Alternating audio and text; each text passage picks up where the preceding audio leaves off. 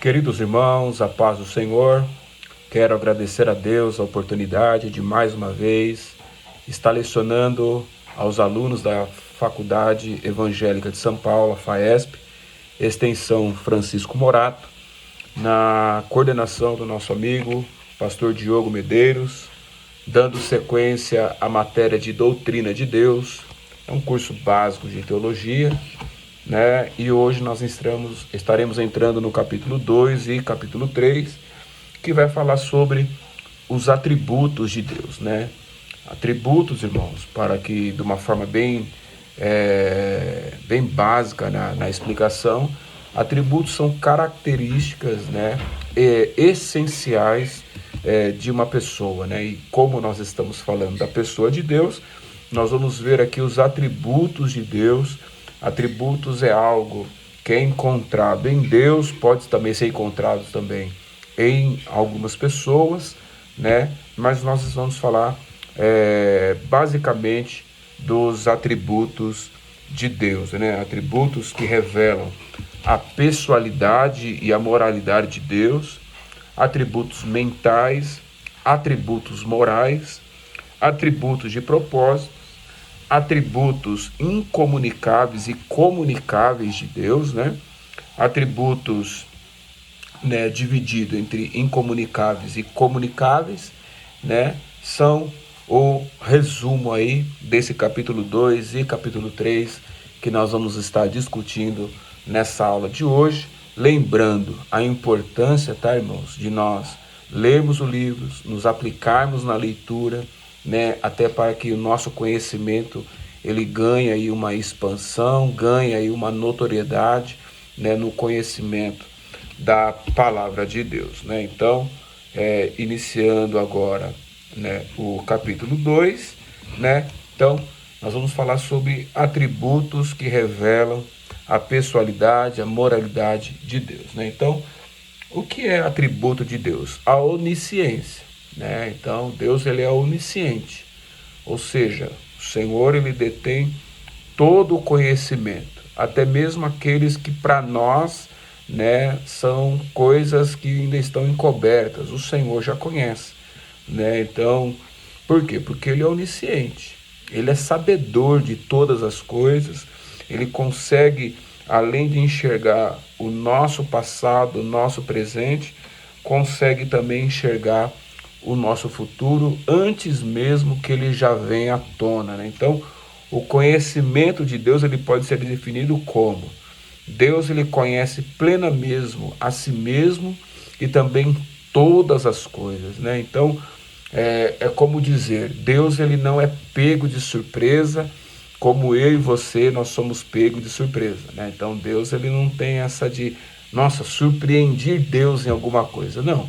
O Senhor ele é conhecedor de todas as coisas antes mesmo que elas viessem à tona, né? Então, veja que alguns profetas, né, por exemplo, Jeremias, que antes que ele tivesse sido formado, o Senhor já antes o conhecia, né? Então, são coisas que faz parte do atributo de Deus, da onisciência de Deus. Então, Deus ele conhece as coisas reais, né, as coisas possíveis e também conhece as coisas irreais e também as coisas impossíveis, né? Então, isso faz parte da onisciência de Deus.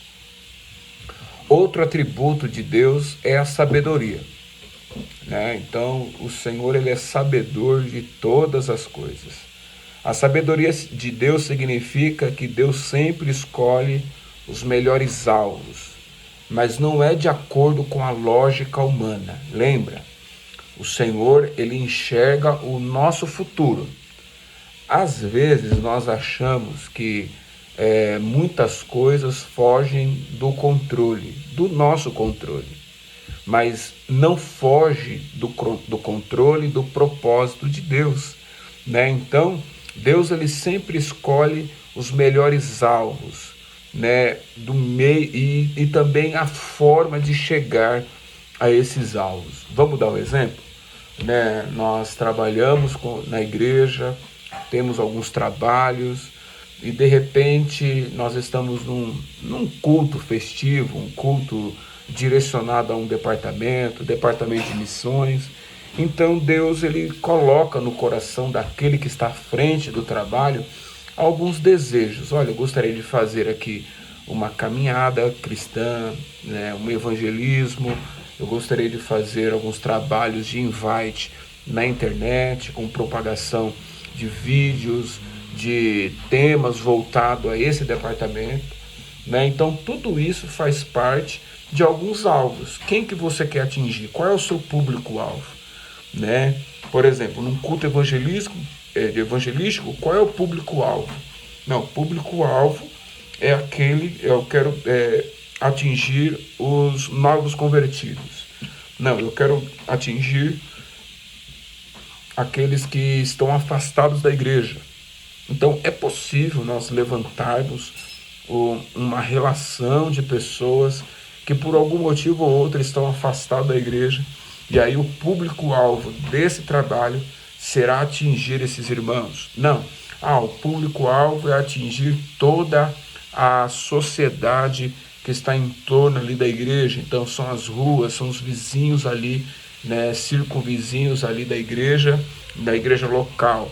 Então a sabedoria de Deus faz com que nós agimos, né, nos melhores alvos para atingir um objetivo. Isso faz parte da sabedoria de Deus, que é diferente da sabedoria humana, né? Então, lembrando, irmãos, a sabedoria de Deus, lembra que eu falei sobre a incomunicável e a comunicável? Nem sempre a sabedoria de Deus será comunicada aos homens. Por quê? Porque Deus ele não segue uma lógica humana, né? Ele segue exatamente o plano, né, o objetivo dele, né, em favor do ser humano.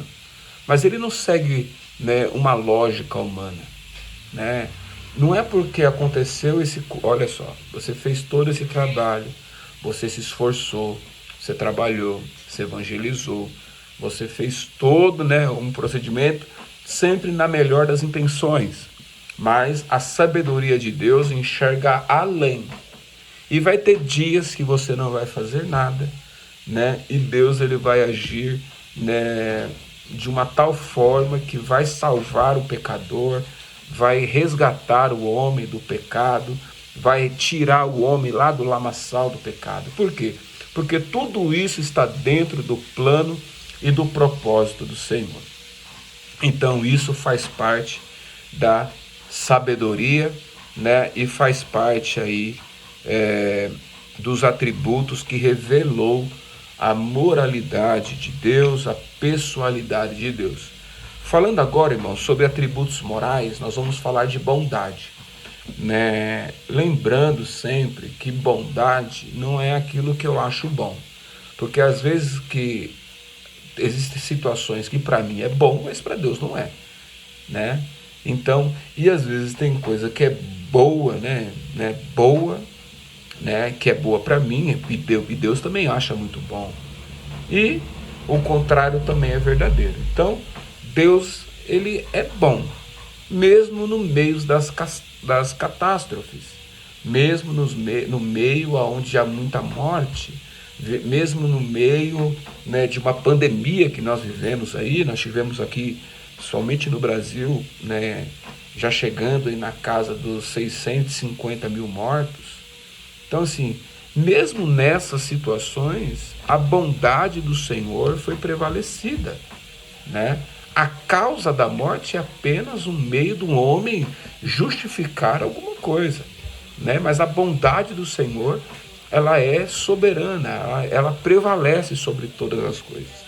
Então, a bondade de Deus significa que é o padrão final do bem, e que tudo que Deus é e faz é digno de aprovação.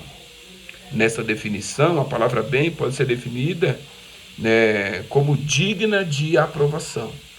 Então, tudo que acontece conosco, um desemprego, uma doença, uma dor, uma perda, algo que para nós parece ruim aos nossos olhos, está dentro do plano e da bondade do Senhor. Então, entender a bondade de Deus é entender que Deus ele está no plano e está dentro do plano, está dentro do propósito de Deus, né? Então, não há imitação, né, desse atributo. Por quê?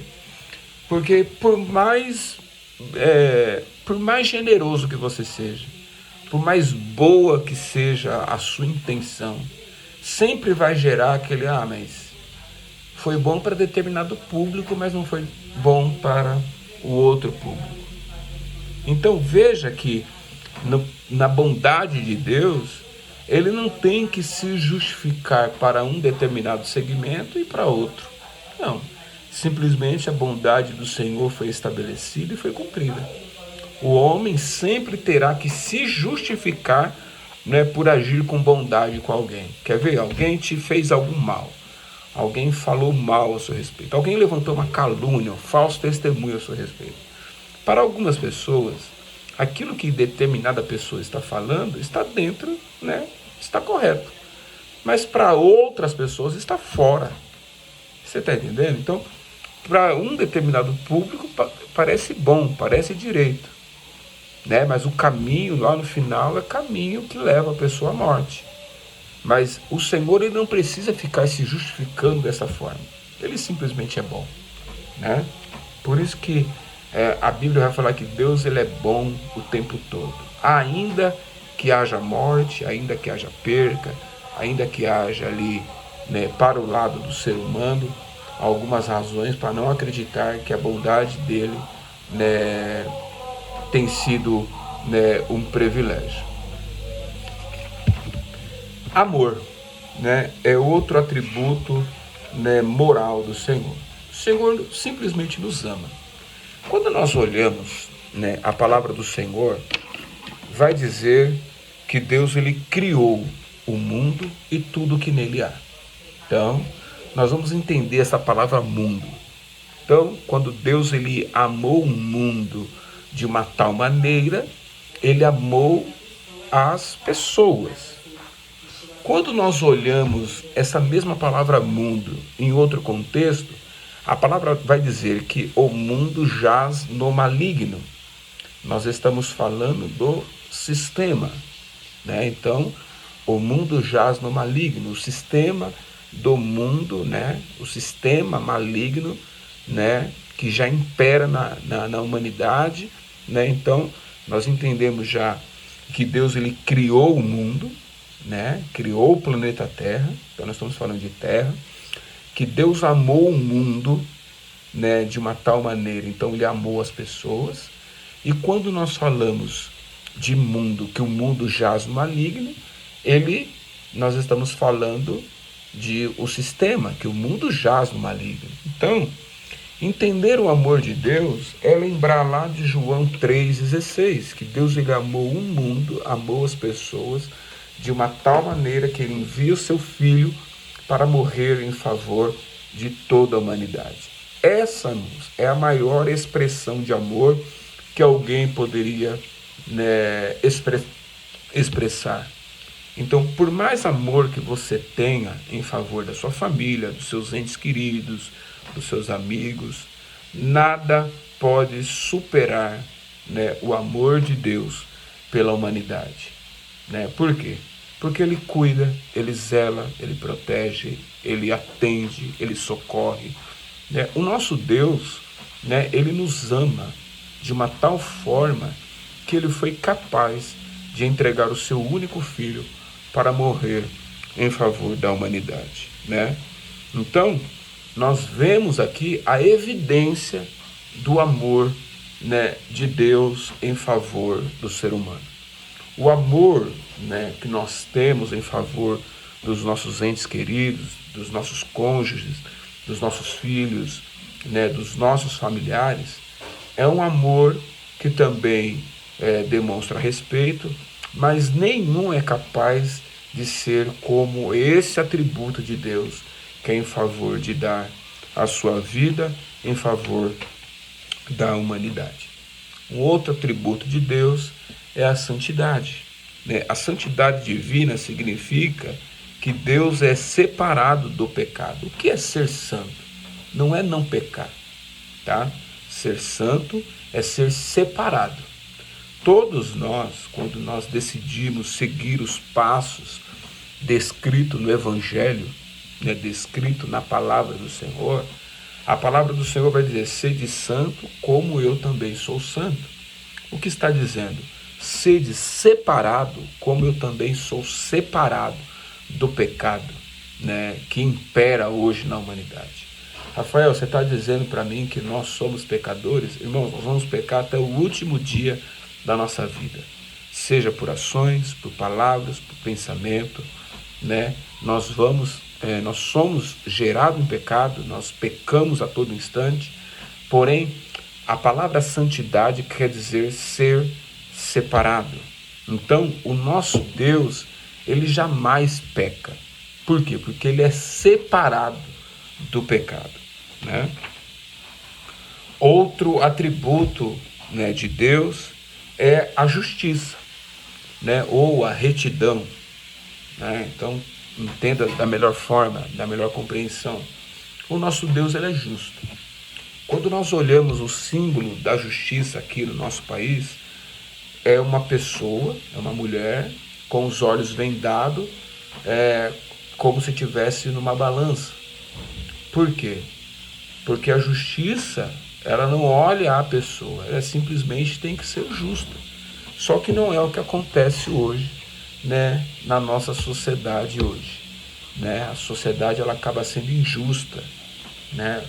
Vamos fazer aqui um breve pensamento. Davi, homem segundo o coração de Deus, no contexto de hoje, ele não serviria, né, para mais nada, né, olhando para o nosso ministério, a nossa liturgia, nosso eclesiástico. Por quê?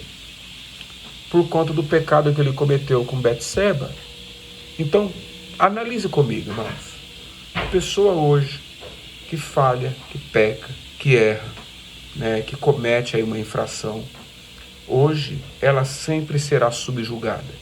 Ela passa pelo processo de disciplina, ela passa ali, né, pelo conselho da igreja, ela sai fora da comunhão, depois ela retorna à comunhão da igreja, mas sempre ela será subjugada. Então veja, a palavra do Senhor diz, irmãos, que quando, né, o homem confessa e deixa, alcança de Deus misericórdia, sabe o que Deus faz com os nossos erros, com os nossos pecados? Ele lança lá no mar do esquecimento. Mas isso é Deus. Mas o ser humano não é assim. Então, por quê? Porque o ser humano, ele é injusto. Enquanto Deus é justo e julga justamente, né, o ser humano, ele olha conforme a sua régua, a sua vara de medir. Então, irmãos, a palavra do Senhor diz que o próprio Davi, né, quando ele recebeu a sentença por conta desse pecado, vai dizer que ele fala assim: olha, que eu não caia na mão dos homens, mas eu caia na mão de Deus. Por quê? Porque Deus julga justamente. E aqui Davi não está escolhendo a consequência. Ele está falando que Deus, ele julga justamente. O homem julga injustamente. Por mais que ele queira acertar, por mais que ele queira fazer o que é correto, o homem sempre vai julgar injustamente.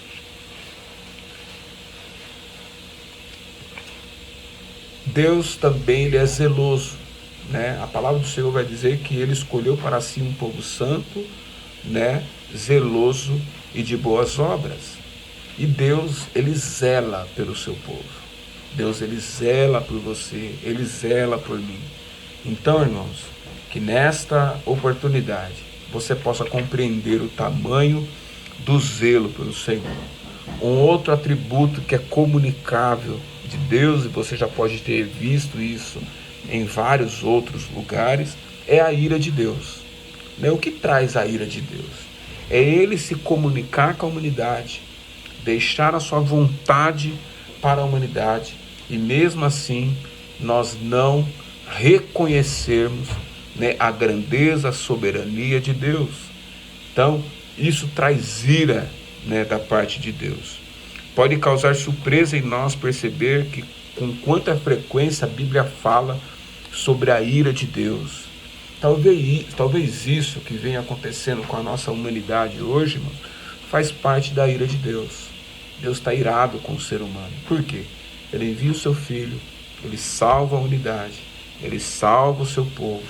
E mesmo assim, constantemente, a humanidade tende a desagradar a Deus na sua conduta, no seu comportamento, no seu modo de agir, no seu modo de pensar, que desagrada a Deus e traz para si a ira de Deus. O pecado não deveria existir a partir do momento que você aceita o Senhor Jesus como o único suficiente Salvador, mas ele existe e é necessário que eu e você nós venhamos ter prudência no falar, prudência no agir, prudência, né, em andar na presença do Senhor. Por isso que nós devemos evitar o pecado a todo custo. Rejeite, irmãos, rejeite o pecado que fica ali, ó, ao nosso redor, no nosso derredor, né, procurando uma oportunidade para nos derrubar. Então, que nós possamos estar atento e vigilante. Outro atributo, né, atributo de propósito do Senhor é a vontade. A palavra do Senhor vai dizer, irmãos, que a vontade do Senhor ela é boa, perfeita e agradável. Veja, todas as nossas vontades, quando nós olhamos com base na nossa ótica e não com base na vontade do Senhor. Por mais que em algum momento nós fazemos conforme está lá em Mateus 6, quando o Senhor Jesus está ensinando a oração do Pai Nosso aos seus discípulos, faça conforme a tua vontade, né? Mas quando a vontade do Senhor ela é estabelecida na vida do ser humano, nós questionamos, mas a vontade do Senhor, irmãos, ela é sempre boa, ela é sempre perfeita e ela é sempre agradável. Conhece algo bom? Pois é, a bondade, trazendo novamente à tona um atributo, né, do Senhor, a bondade do Senhor, irmãos, ela é independente daquilo que eu acho correto, se seja bom ou não.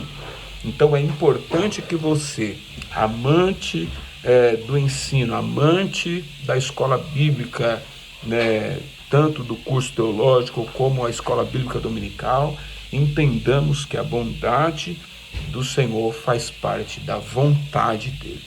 Então, o nosso Deus por si só, pela sua vontade, ele é bom. Então, a vontade do Senhor, ela é boa, ela é perfeita e ela é agradável, né?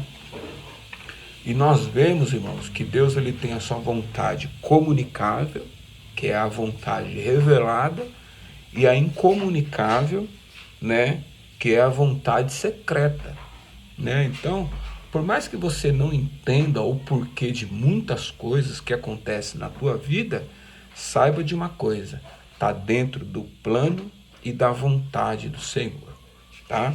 Então, é muito importante nós entendermos tudo isso sobre a onipotência de Deus. O Senhor detém, irmãos, não somente a onisciência, mas ele também detém a onipotência.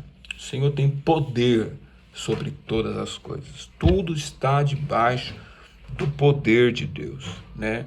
Então, a onipotência de Deus significa que Deus é capaz de fazer toda a sua vontade.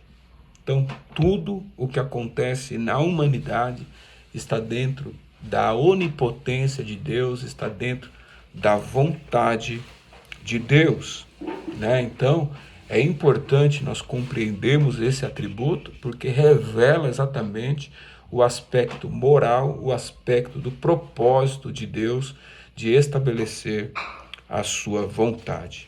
Então, falamos agora sobre os atributos incomunicáveis e os atributos comunicáveis de Deus. Atributo, como nós já falamos no início, são características ou qualidade essencial de Deus.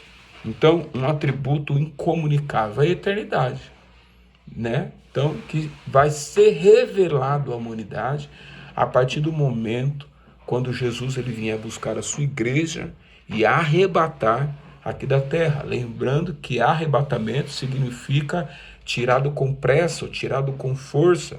É o que vai acontecer com a igreja do Senhor. E entregar a nós, né, um corpo incorruptível para desfrutarmos da eternidade com o Senhor. Então, o atributo incomunicável ainda é a eternidade. Outra coisa que é incomunicável é a imutabilidade. Ou seja, o Senhor, ele é um Deus infinito, né? Então, Deus não é um Deus finito, que vai terminar conforme o tempo, não. Mas ele é imutável. Ou seja, ele não fica mudando né, conforme o momento, conforme o cenário atual, assim como eu e você faz, né? O nosso Deus, ele é imutável. Ele não muda conforme a situação, conforme o problema, conforme o diagnóstico, né? E outra coisa é a onisciência. A onisciência, né, faz parte único exclusivamente do Senhor, porque o Senhor sabe antecipadamente tudo que acontece, tudo que vai acontecer, tudo que vai vir, né, para a humanidade, para tudo aquilo que ele criou, o ser humano. Então, a onisciência de Deus desafia a nossa compreensão. Por quê? Porque eu não sei o que vai acontecer, mas o Senhor já sabe. E é importante nós sabemos isso. Falamos também sobre a onipotência de Deus. Por quê? Porque Deus ele detém todo o poder, né, nas suas mãos. Então, tudo faz parte do poder de Deus. E outra coisa é a onipresença. Deus é capaz de estar em todos os lugares. Tudo está dentro do plano de Deus e Ele é capaz de estar na minha casa, no meu trabalho, comigo, com você. Por quê? Porque Ele é onipresente, né? Somente Deus tem essa capacidade de estar em todos os lugares ao mesmo tempo, né? Então Deus ele contempla a todo momento a minha vida, a vida dos irmãos, porque faz parte da onipresença de Deus. E agora vamos falar sobre os atributos comunicáveis. A santidade, como eu já disse, que é o que é ser santo, é ser separado. Falamos sobre o amor, né? É um atributo comunicável. Quando nós olhamos João 3,16, diz que Deus amou o mundo e por isso ele envia o seu Filho para morrer pela humanidade. Misericórdia e graça. Então Deus ele concede ao ser humano a sua misericórdia, a sua graça. Por quê, irmãos? Porque se fosse nós decidimos alguma coisa, nós já não estaríamos aqui. Por quê? Porque nós escolhemos maus, nós não sabemos fazer nada, mas aí Deus ele concede a sua graça e também concede a sua misericórdia. Então, que nesta aula, né, que nós acabamos aqui de lecionar, os irmãos puderam aqui compreender, né, um pouco dos atributos de Deus que revelou a pessoalidade, a moralidade de Deus. Falamos sobre os atributos comunicáveis e também falamos sobre os atributos incomunicáveis, né? Então, que Deus em Cristo abençoe os irmãos e até a próxima aula. Que Deus abençoe.